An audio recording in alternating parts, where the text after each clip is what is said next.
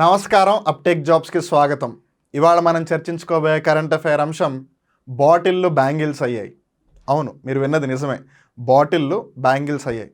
ఇంతకీ ఏ బాటిళ్ళు, ఏ బ్యాంగిల్స్, బాటిల్ని అసలు బ్యాంగిల్స్గా ఎందుకు మారుస్తున్నారు, ఇది ఎక్కడ జరుగుతోంది, భారతదేశంలోనే జరుగుతుందా లేదా వేరే ఏదైనా దేశంలో జరుగుతుందా, ఒకవేళ భారతదేశంలోనే జరుగుతున్నట్టయితే ఏ రాష్ట్రంలో జరుగుతోంది, ఈ విషయాలన్నీ కూడా మనం ఈ వీడియోలో తెలుసుకుందాం. ఇంతకీ ఈ అంశం అసలు వార్తల్లోకి ఎందుకు వచ్చింది? జీవిక అని పిలువబడే గ్రామీణ జీవనోపాధి ప్రోత్సాహక కార్యక్రమం ద్వారా స్వాధీనం చేసుకున్న మద్యం బాటిళ్లతో గాజులను అంటే బ్యాంగిల్స్, స్పెసిఫిక్గా చెప్పాలి అంటే గ్లాస్ బ్యాంగిల్స్ను తయారు చేయడానికి బీహార్ సిద్ధమవుతోంది. సో మనకి ఇక్కడ 2-3 విషయాలు తెలుస్తున్నాయి.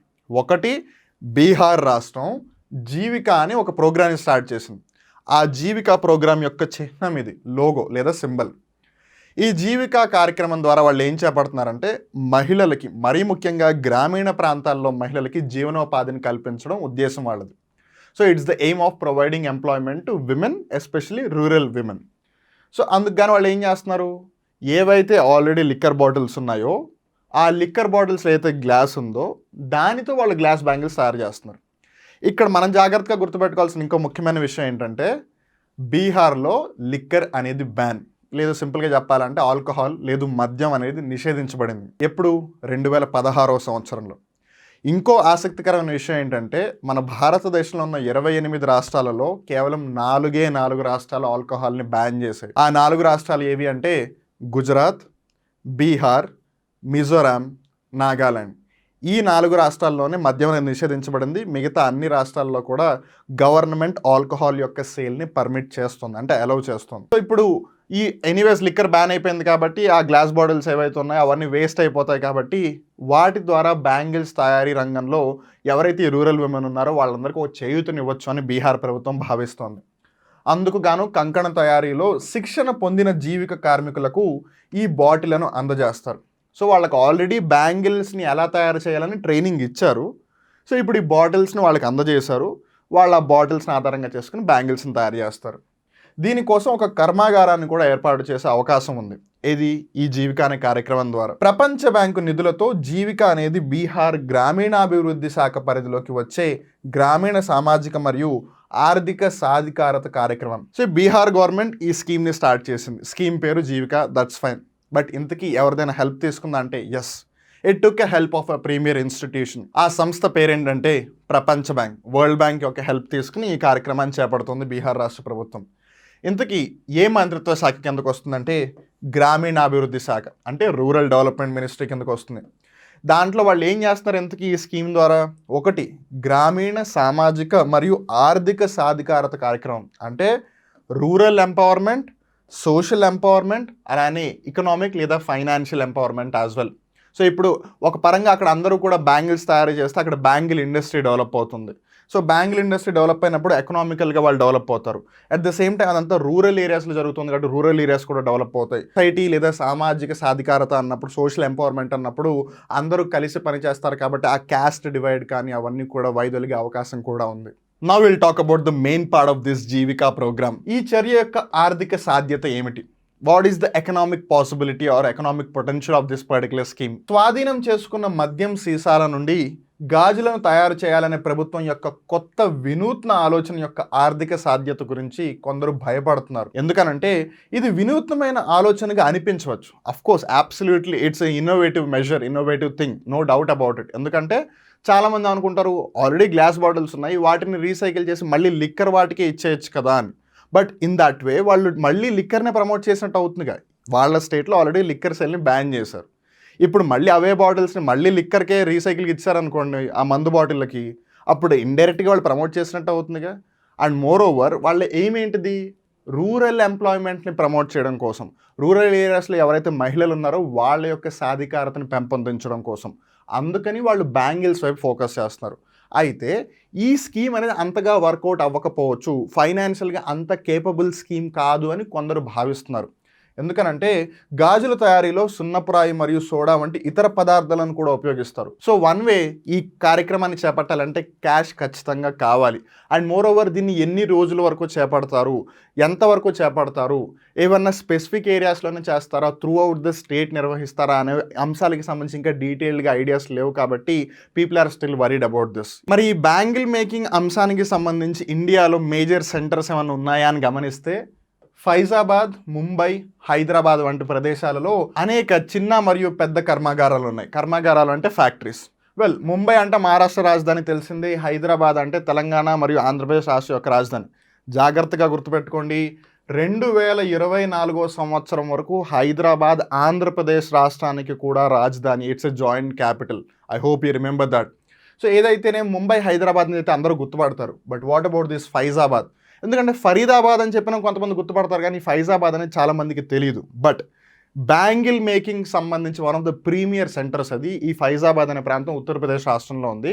అండ్ ఉత్తరప్రదేశ్ రాష్ట్ర రాజధాని వచ్చేసి లక్నో. అలానే ఈ 3 సెంటర్లు దాదాపు 80% గాజుల తయారీ ఉత్పత్తులను కలిగి ఉన్నాయి. అంటే out of the total volume of glass bangles production 80% మొత్తం ఈ 3 ప్లేసెస్ నుంచి వస్తుంది. సీజ్ చేసిన అక్రమ మద్యం సీసాల గాజుల తయారీ కర్మాగారం ఆర్థికంగా నిలదొక్కుకోవడానికి సరిపోదు. అంటే ఆల్కహాల్ 2016లో బీహార్లో బ్యాన్ చేస్తారు. సో ఇప్పుడు బ్యాన్ చేసేసిన తర్వాత ఏవైతే బాటిల్స్ ఉన్నాయో వాళ్ళ దగ్గర ఆ బాటిల్స్ని యూస్ చేసి వీళ్ళు చేయాలి కదా. సో ఇప్పుడు ఆ బాటిల్స్ అన్నీ ఒకవేళ బ్యాంగిల్స్గా చేసినా కూడా తర్వాత మళ్ళీ బాటిల్స్ ఉండవుగా, బికాస్ అక్కడ ఆల్కహాల్ లేదు. ఇప్పుడు లిక్కర్ బ్యాన్ అయిపోయింది. సో ఫ్రీక్వెంట్గా ఏమి బాటిల్స్ రావు. సో ఆల్రెడీ ఉన్న బాటిల్స్తో వాళ్ళు బ్యాంగిల్స్ తయారు చేయాలి. ఓకే, ఇది సక్సెస్ఫుల్ అయింది, ఫ్రూట్ఫుల్ అయింది, వాళ్ళు బ్యాంగిల్స్ చేస్తున్నారు, సేల్స్ బాగా జరుగుతున్నాయి, అందరూ ఎంపవర్ అవుతున్నారు అనుకుందాం. బట్ తర్వాత మళ్ళీ బాటిల్స్ ఉండవు కదా. ఇన్ దట్ వే ఎన్ని రోజుల పాటు ఈ స్కీమ్ రన్ అవుతుంది అనేది కూడా ఒక ప్రాబ్లం అనమాట. బీహార్ రాష్ట్రం మద్య నిషేధం మరియు సంబంధిత సమస్యలు ఏంటి? 5 ఏప్రిల్ 2016 ప్రవేశపెట్టబడిన Bihar prohibition and excise act 2016 ప్రకారం రాష్ట్రంలో సంపూర్ణ మద్యపాన నిషేధాన్ని విధించింది. అంటే కంప్లీట్ బ్యాన్ అనమాట. అలానే మార్చ్ 2022లో బీహార్ అసెంబ్లీ నిషేధ చట్టాన్ని సవరిస్తూ బిల్లును ఆమోదించింది. అంటే ఏదైతే యాక్ట్ని 2016లో తీసుకొచ్చారో దానికి కొన్ని అమెండ్మెంట్స్ చేసింది. దాంట్లో one of the major amendment ఏంటంటే Bihar prohibition and excise bill 2022 అని పిలువబడే చట్టం ప్రకారం మద్యం సేవిస్తూ పట్టుబడిన వ్యక్తులు ఇప్పుడు మెజిస్ట్రేట్ ముందు జరిమానా చెల్లించవలసి ఉంటుంది. అలానే జైలుకు పంపబడరు. That is the key thing. 2016లో వచ్చిన లా ప్రకారం ఒకవేళ ఎవరైనా లిక్కర్ తాగుతూ లేదా లిక్కర్ సేల్ చేస్తూ దొరికితే పోలీసులకి వాళ్ళని మెజిస్ట్రేట్ ముందు హాజరుపరిచి వాళ్ళకి ఫైన్ వేస్తారు. అలానే వాళ్ళని అరెస్ట్ కూడా చేసేవాళ్ళు. బట్ ఏదైతే అమెండ్మెంట్ చేశారో మార్చ్ 2022లో ఏదైతే ఆమోదించబడిందో దాంట్లో ఈ అరెస్ట్ అనే ఆప్షన్ లేదు. వీటికి సంబంధించిన మరికొన్ని సమస్యలు మనం గమనిస్తే ఎక్సైజ్ డిపార్ట్మెంట్ నుంచి వచ్చిన డేటా ప్రకారం, అంటే వాళ్ళ దగ్గర ఏవైతే సమాచారం ఉందో దాని ప్రకారం అనలైజ్ చేస్తే ఒక్క ఆగస్టు 2022లోనే మద్యం చట్టాలను ఉల్లంఘించినందుకు 30,000 మంది వ్యక్తులను అరెస్ట్ చేశారు. అమెండ్మెంట్ ప్రకారం అరెస్ట్ చేయకూడదు, బట్ ఈవెన్ దెన్ వాళ్ళు అంతకు ముందు దాన్నే ఫాలో అవుతున్నారు. ఒక్క 1 మంత్లోనే 30,000 పీపుల్ అరెస్ట్ అయ్యారు. ఓన్లీ బికాస్ వాళ్ళు ఆల్కహాల్ని పర్చేస్ చేస్తున్నారు, కొంతమంది ఆల్కహాల్ని సెల్ చేస్తున్నారు అని. మద్యపాన నిషేధ విధానం అనేక వివాదాలకు దారితీసింది. లిక్కర్ని బ్యాన్ చేసినందుకు చాలా ప్రాబ్లమ్స్ వచ్చాయి. అండ్ దాంట్లో one of the major problem ఏంటంటే చట్టం రాష్ట్ర న్యాయ ప్రక్రియలను ఉక్కిరి బిక్కిరి చేసిందనే ఆరోపణ. అంటే ఇప్పుడు ఆల్ ఆఫ్ ఎ సడన్ ఎక్కువ మందిని అరెస్ట్ చేసేస్తున్నారు. వాళ్ళల్లో ఎంతమందిని నిజంగానే అరెస్ట్ చేస్తున్నారు, ఎంతమందిని ఊరికే ఫేక్గా తీసుకొచ్చి అరెస్ట్ చేసేస్తున్నారు, ప్రూఫ్స్ లేవు, వాటికి సంబంధించిన ఎంక్వైరీలు జరగాలి, వాటికి సంబంధించిన బెయిల్ ప్రొసీజర్లు జరగాలి, ఇదేంటి అదేంటి అని చాలా కన్ఫ్యూజన్ వచ్చేసింది. So all of a sudden judicial institutions మీద ప్రెషర్ ఎక్కువైపోయింది. అండ్ ఇక్కడ ఇంకో ఇంట్రెస్టింగ్ పాయింట్ ఏంటంటే మనం ఇందాక తెలుసుకున్నాం, ఒక్క ఆగస్టు 2022లోనే 30,000 పీపుల్ని అరెస్ట్ చేశారు అని. ఒక నెలలోనే అలా పరిస్థితి ఉంటే జస్ట్ ఇమాజిన్ 2016 నుంచి ఈ లా ఇంప్లిమెంటేషన్లో ఉందిగా, అప్పటి నుంచి ఎవరైతే ఈ ఆల్కహాల్ బ్యాన్ మీద అరెస్ట్ అయిన ఉన్నవాళ్ళు ఉన్నారో వాళ్ళందరూ మొత్తం సుమారు 1.5 లక్షల మంది కన్నా ఎక్కువ మంది ఉన్నారు. మీరు విన్నది నిజమే, 1.5 లక్ష మంది, అంటే 150,000 మంది ఇంకా జైళ్ళల్లోనే మగ్గుతున్నారు. వీళ్ళ వల్ల జైళ్ళన్నీ కిక్కిరిసిపోతున్నాయి. అదేదో India versus Pakistan cricket match చూడడానికి వెళ్తే ఎంతమంది అయితే జనాలు ఉంటారో అంతమంది ఉన్నట్టున్నాయి ఆ జైళ్ళని. అండ్ మన భారతదేశంలో జైలు సంగతి మనకి తెలిసిందే. They need some reforms for sure. వారిలో ఎక్కువ మంది సమాజంలోని అట్టడుగు మరియు అణగారిన వర్గాలకు చెందినవారు. So in any which way వాళ్ళకి ఒక బెయిల్ తెచ్చుకునేంత స్తోమత కూడా ఉండదు. సో వాళ్ళ లైఫ్ మొత్తం వాళ్ళు జైల్లోనే గడిపేస్తున్నారు. And remember, most of these people come from rural areas. So in that way వాళ్ళు ఒక ప్రాబ్లం నుంచి బయటికి తీసుకొద్దాం అంటే వాళ్ళు మళ్ళీ వెళ్ళి ఇంకో ప్రాబ్లంలో ఇరుక్కుపోతున్నారు. అందుకని this is one big issue that they need to solve. అందుకని దీన్ని దృష్టిలో పెట్టుకుంటూ వాళ్ళు అరెస్ట్ అనే ఆప్షన్ని తీస్తారు. బట్ ఇప్పుడు అరెస్ట్ అనే ఆప్షన్ లేదు కాబట్టి మళ్ళీ ఇల్లీగల్గా సేల్స్ జరుగుతాయని ఒక ప్రాబ్లం కూడా ఉంది. But whatever be the thing, Bihar ప్రభుత్వం చాలా జాగ్రత్తగా ఆలోచించి ఈ జీవికా లాంటి స్కీమ్స్ని ఇంకా ఎక్కువగా బాగా రన్ చేస్తూ at the same time alcohol యొక్క పర్చేస్ కానీ సేల్స్ కానీ రెండు జరగకుండా చూడాలి. ఇక్కడితో ఇవాళ కరెంట్ అఫైర్ ఎపిసోడ్ ముగుస్తుంది.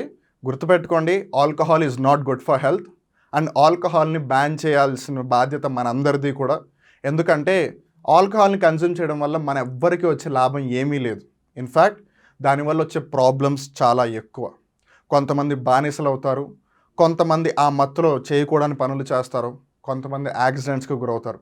ఏదైతేనేం బీ రెస్పాన్సిబుల్, యాక్ట్ రెస్పాన్సిబుల్. గుర్తుంది కదా, ఈ దేశం నీ కోసం ఏం చేసింది అన్నది ముఖ్యం కాదు, ఈ దేశం కోసం నువ్వేం చేసావు అన్నదే ముఖ్యం.